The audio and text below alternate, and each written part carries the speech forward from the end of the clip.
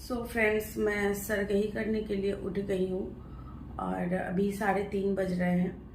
और पहले मैं हमारा जो मैंने कल खाना बनाया था ना, वो सब मैं अभी जो हमारे जो पूर्वज हैं, देवी देवता हैं, उनको अभी मैं पहले खाना दूंगी और जो प्रसाद जो बनाया था वो अर्पण करूंगी। उसके बाद फिर आके फिर मैं सरगाई करूँगी और छत पे जाऊँगी अभी मैं, और वहाँ पानी से धोऊँगी। और वहाँ पे जो ये पत्ता है ना, ये दोनों पत्ते पे ना, जो हमारे पूर्वज हैं, दोनों पत्ते को भी ज़मीन को हल्का सा धो के ये पत्ते पे ये सारे खाना दूंगी मैं, फिर चिलो चिलारिन को दूंगी। और तो मैं देख के आती हूँ, फिर मिलती हूँ आपसे। सो फ्रेंड्स, मैंने छत पे जाके जो प्रसाद बनाया था वो मैंने दे दिया और अब मैं सरगही करूँगी। तो सरगही में मैं ये नारियल पानी ले रही हूँ।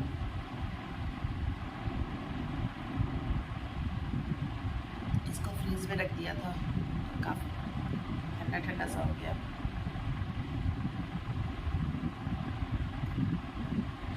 और ये पीऊँगी, उसके बाद अच्छे से पानी पीऊँगी और इसी समय मैं अपनी मेडिसिन भी खा लूँगी।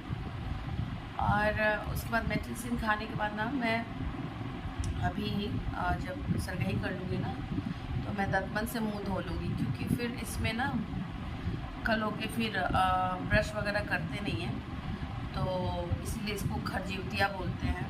तो आपके मुंह में एक खर होता है ना, भोजपुर में खर बोलते हैं कि मुंह में एक दाना तक भी नहीं जाना चाहिए, कुछ भी मुंह में नहीं जाना चाहिए, तो ब्रश भी नहीं करते। तो इसलिए मैं अभी सरगही करके ना दतमन से मुंह धो लेती हूँ। और हमारे में ना जैसे ये जितिया होती है ना, जो हमारे बच्चे होते हैं ना, उनके लिए करते हैं। और जैसे हमारे में जैसे हर एक घर में अलग अलग सा नियम है। हमारे में नियम में होता है क्या कि हम लोग कोई जो कल जितिया जैसे है तो नया कपड़ा नहीं पहनते हैं। जो हम लोग घर में जो पहले से कपड़ा पहनते थे साफ़ सुथरा, वही कपड़ा पहन के पूजा करते हैं। और लोगों में होता है कि न्यू जो कपड़ा होता है, जैसे कि हमारे तीज में होता है, वैसे तैयार वगैरह होकर खूब अच्छे से जितिया करते हैं। बट हमारे घर में ऐसा नहीं है। इसमें क्या है ना कि देखिए, पर्टिकुलर ऐसा कुछ नहीं है कि एक ही विधि से होता है। जैसे हमारे जैसे मेरे ससुराल में जिस तरह से होता है उसी तरह से मैं करती हूँ। और क्योंकि हर घर के अपने देवी देवता होते हैं, तो उनके अकॉर्डिंग चलना पड़ता है। तो हमारे घर में नया कपड़ा वगैरह नहीं पड़ता। इवन हम लोग बाल भी कल जो बनाते हैं वो नहीं बनाएंगे। और कुछ क्रीम और साबुन वगैरह, सोप वगैरह भी यूज़ नहीं करते हैं हम लोग। बस नॉर्मल पानी से हम लोग नहाते हैं। और शाम को फिर दिन भर हम लोग जैसे अभी हमारा सरगही हो गया ना, सरगही करके पानी सूर्योदय के पहले तक हम लोग पानी वानी पी सकते हैं। उसके बाद से फिर आपका जो उस समय से जो व्रत चलेगा, जो निर्जला व्रत होता है, आपको समझिए 27 घंटे तक हो जाता है। उसके तक आपको व्रत में रहना होता है, जो जिसमें आप पानी भी नहीं पीते हैं, खाना भी नहीं खाते हैं, उस तरह का व्रत होता है, निर्जला व्रत होता है ये। तो वही अब हम लोग का स्टार्ट होगा। अभी मैं नारियल पानी पी लेती हूँ, उसके बाद दवा खाऊंगी।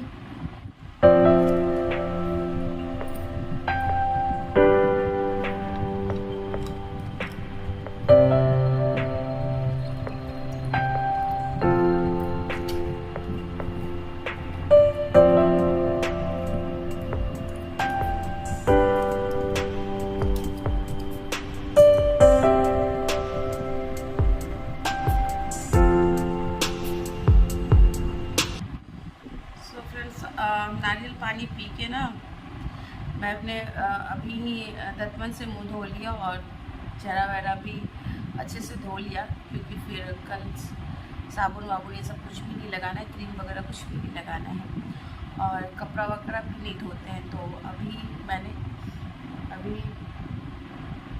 4 बजा है, 4 बजे तक मैंने कर लिया है। और अब पानी पीऊँगी, अच्छे से पानी पी लूँगी।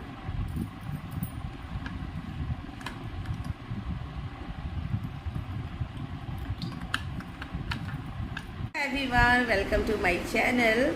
आज व्रत वाला दिन है, जिउतिया, और जिउतिया की आप लोगों को ढेर सारी शुभकामनाएं।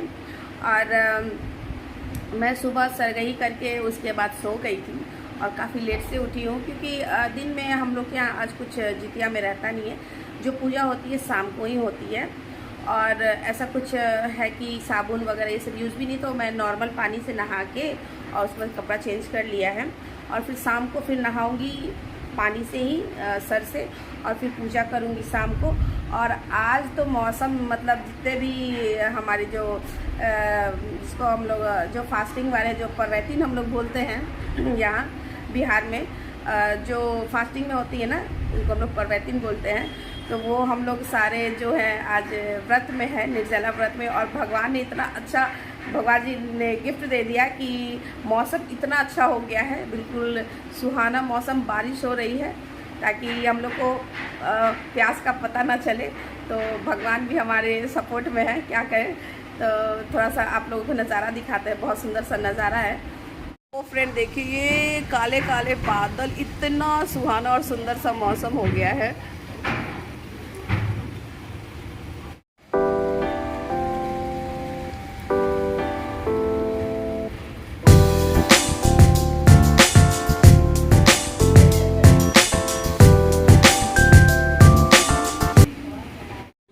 अब शाम हो गई है और मैं अब पूजा की तैयारी कर रही हूँ।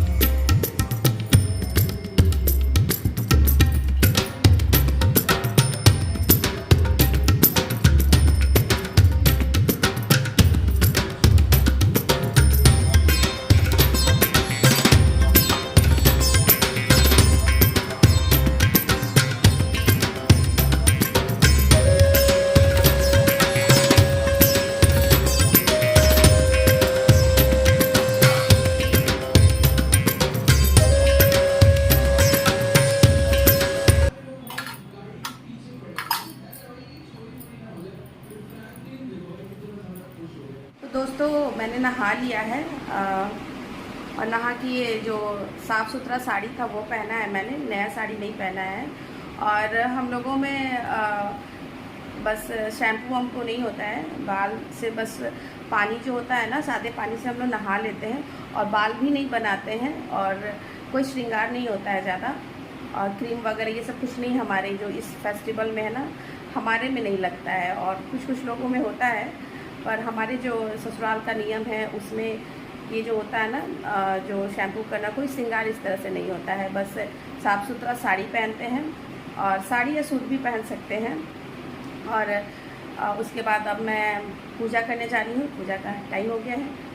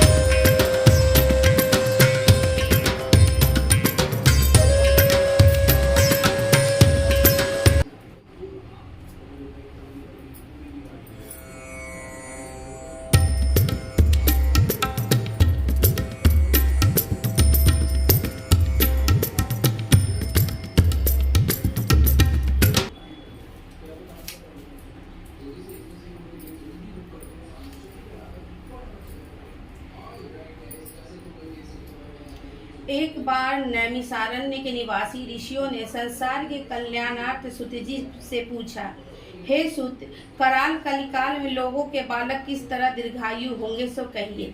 सुत जी बोले, जब द्वापर का अंत और कलयुग का आरंभ था, उसी समय बहुत सी शोकाकुल स्त्रियों ने आपस में सलाह की कि क्या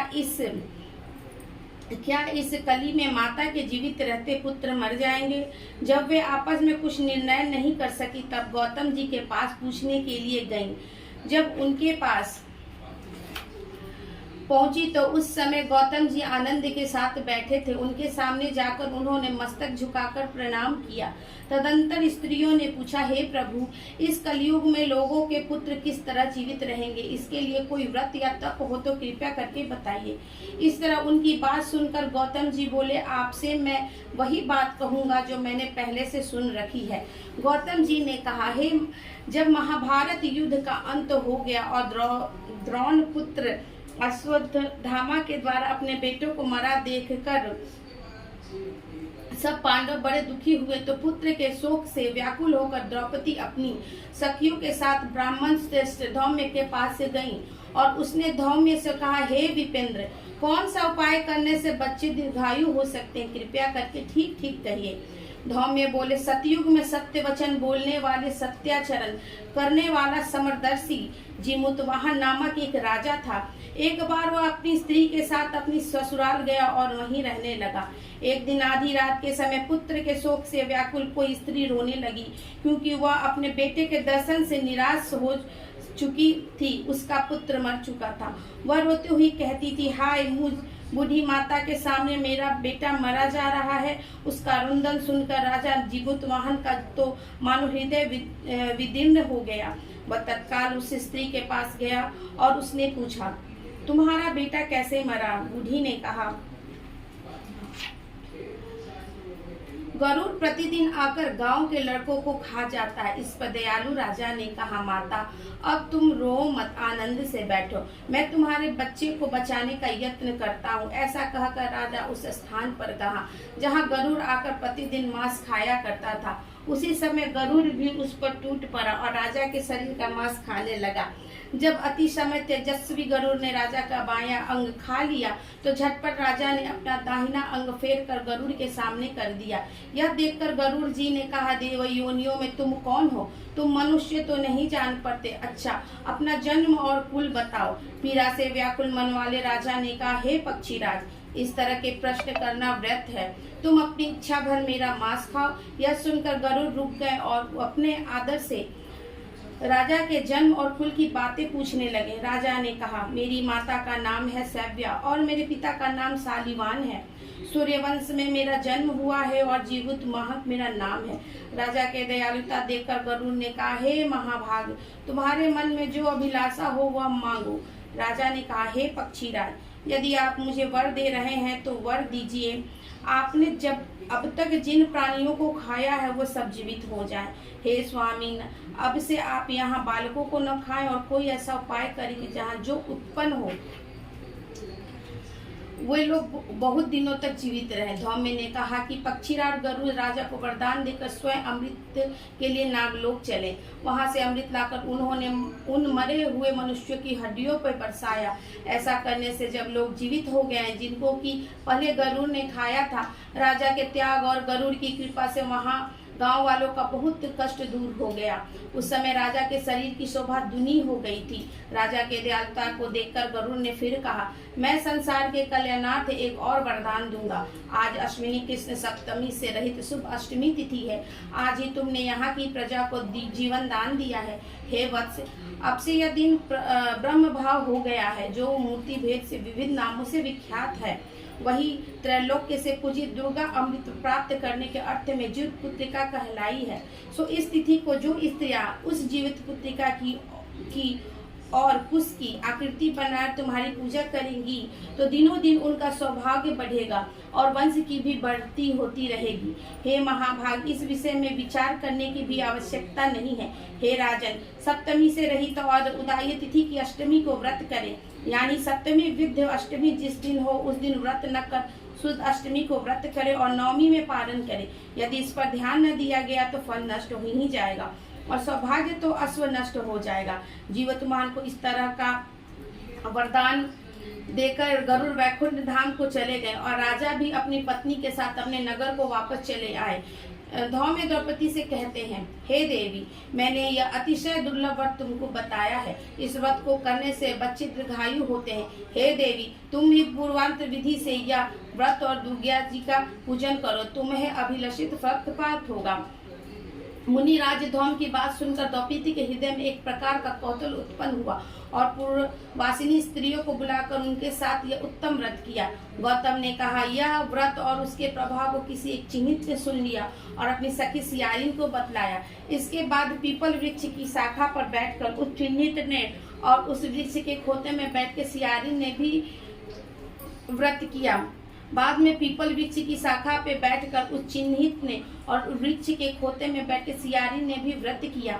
फिर वही चिन्हित किसी उत्तम ब्राह्मण के मुंह से यह कथा सुनाई और पीपल के खोते में बैठी हुई अपनी सखी को सुनाया। सियारिन ने आधी कथा सुनी थी कि उसके भूख लग गई और वह उसी समय 100 से भरे हुए शमशान में पहुंची। वहां उसने इच्छा भर मांस का भोजन किया और चिन्हित बिना कुछ खाए पिए रह गई और सवेरा हो गया।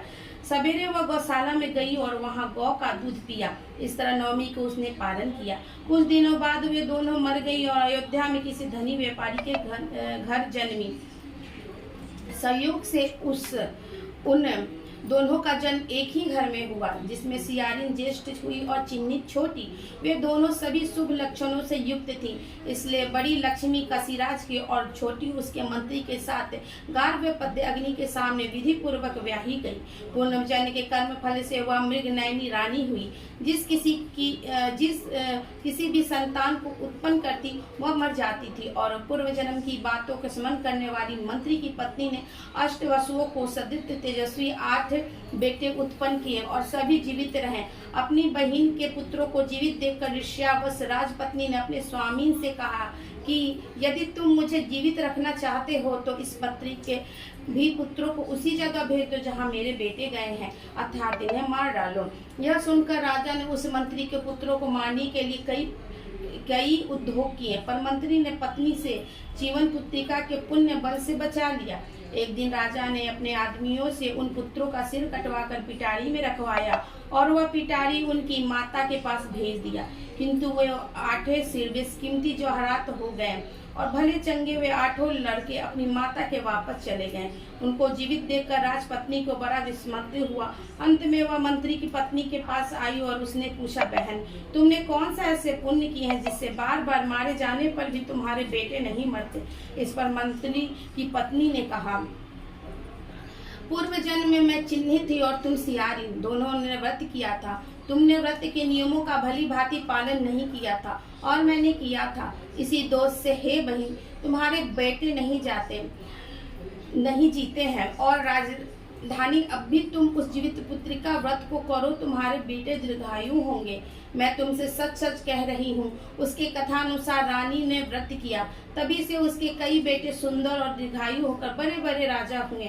सुत जी कहते हैं कि सब प्रकार का आनंद देने वाले मैंने यह दिव्य व्रत बतलाया।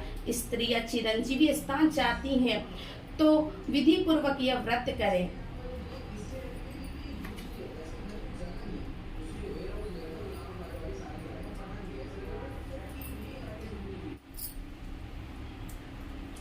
ओम जय जगदीश हरे, स्वामी जय जगदीश हरे। भक्त जनों के संकट क्षण में दूर करे। ओम जय जगदीश हरे। जो ध्यावे फल पावे, दुख विनसे मन का। स्वामी दुख विनसे मन का। सुख संपत्ति घर आवे, कष्ट मिटे तन का। ओम जय जगदीश हरे। मात पिता तुम मेरे, शरण गहूँ किसकी। स्वामी शरण गहूँ किसकी। तुम बिना और न दूजा, आस करूँ हो जिसकी। ओम जय जगदीश हरे, तुम हो पूर्ण परमात्मा, तुम अंतर्यामी। ओ स्वामी तुम अंतर्यामी, पार ब्रह्म परमेश्वर तुम सब के स्वामी। ओम